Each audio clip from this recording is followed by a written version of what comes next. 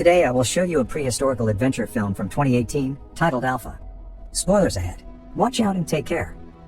20,000 years ago in prehistoric Europe, a small group of hunters led by their leader Tao gets ready to attack a herd of steppe bison. They create a wall of spears that causes the bison to stampede off a cliff, but 3 of them stay back, and one particular bull goes after Tao's son Keta. After savagely hitting him with its horns, it drags him to the edge of the cliff, where Keta falls to the abyss after Tao hits the beast with his spear. This all begins 1 week earlier, when the teenagers of the tribe are tested on their spear-making skills. The only ones to pass are Keta and his friend Kappa, so they will be brought to the last hunting expedition before winter comes. As part of the ritual that marks them as adults now, they also get beat up by the other men to learn that pain will journey with them, and they are blessed by the local shaman by the campfire. Later, while pretending to be asleep, Keta overhears Tao and his mother Ro talking.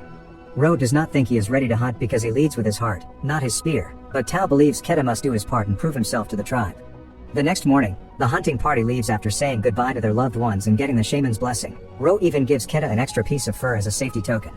The party begins traveling across the land by following the sacred path left by their ancestors, who have made a series of rock sculptures that leave a trail for them to follow. The hand paintings on them point at the direction they must take to the hunting ground. During the trip, they come across another hunting party led by Zai, an old friend of Tao's who has recently lost his son. Both parties begin traveling together then. Whenever he has the chance, Keta tries to prove himself to his father, but he is not able to start a fire and cannot bring himself to kill the boar the other men capture, so he feels like a failure. One night, while they are eating by the fire, they hear a noise behind them, so they swiftly jump onto a defensive position. When nothing comes, they quickly relax, which proves to be a mistake. A cave lion suddenly jumps out and snatches Kappa, who it takes away to feed on. The next morning, the men build a cairn to give Kappa a memorial service that symbolizes the passing of one's spirit to the afterlife. The trip continues with only stops to hunt and rest.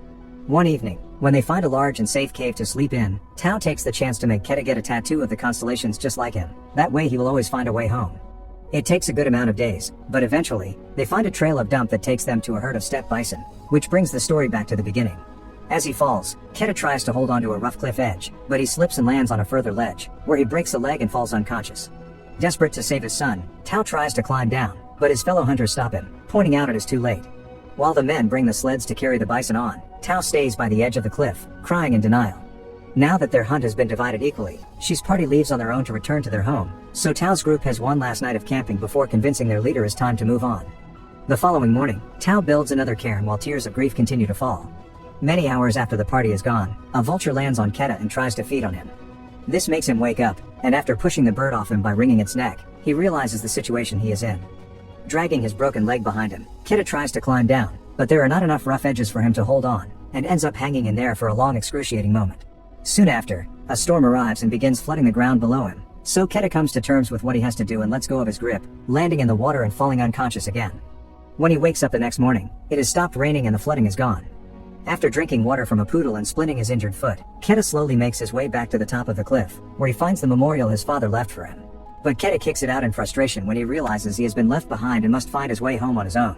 Keta begins traveling alone. He feeds himself bugs, fills his canteen in any poodle he can find, and climbs trees to sleep safely at night away from predators. When a pack of wolves finds him in the middle of the day, Keta runs to a tree again, stabbing one of the wolves when it grabs his leg before he finally climbs to safety. He stays on top of the tree until the wolves get tired of waiting and they all leave except for the one Keta injured. He prepares a spear to finish it off, but he cannot bring himself to do it, so he decides to ignore it instead. Except Keta cannot do that either. The wolf's painful whining is too much to hear. Keta decides to help and, after tying up its snout not to get bitten, he picks up the wolf and carries it to the lake in order to clean its wound. Sadly, they cannot rest there for long because there are hyenas nearby, so Keta carries the wolf again until they find shelter in a cave where they can sleep safely. The next morning, Keta finds a mortar near a bunch of bones and uses it to create a plant salve that he applies on his foot while the wolf manages to free his snout. Seeing as the animal is behaving, Keta decides to share his water with it, which the wolf finally accepts after lots of growling. Keta goes as far as cleaning the wound with the fur his mother gave him and sharing the worms he finds with the wolf as well. But worms are not enough to keep themselves fed, so Keta finally gets brave enough to make his first hunt. He kills a rabbit with a rock and even manages to start a fire at last to cook it. The wolf tries to take the rabbit from him, but Keta quickly pushes him away, remembering the lessons about leadership his father has taught him. He establishes dominance by always eating first and feeding the wolf after he is done. No matter how much he shares with it though, the wolf still will not allow him to touch it. Winter is quickly approaching and Keta must find a way home before snow begins to fall. He does not think he can make it without his father, but he has to try. After putting together enough supplies and struggling with the wolf to get his fur back, Keta leaves the cave and begins walking his way back, feeling frustrated because the wolf will not stop following him no matter how many times he tells it to go away. Eventually, Keta gives up and accepts the wolf as his new travel companion, even training it to come over when he whistles. Their first attempts at hunting together are a complete bust, but after a few tries, they manage to find a way to sync their attacks and get their prey without too much effort. At night, Keta double-checks they are going in the right direction by using the constellation tattoo on his hand, and the wolf begins sleeping next to him, even allowing him to touch it now that he has gained his trust. After an afternoon spent in the lake bathing and fishing, Keta decides to name the wolf Alpha. Their trip is taking so long that winter finally catches up with them and snow starts to fall. One evening while they are eating by the bonfire, they are approached by a pack of wolves that turns out to be Alpha's family. Knowing what it's like to miss your loved ones, Keta tells Alpha to go with him, so now he is left to continue traveling alone. As time passes, snowstorms become more common, so Keta is having difficulty making much progress each day, especially when he has a devastating dream of Tao arriving home and giving Ro the bad news.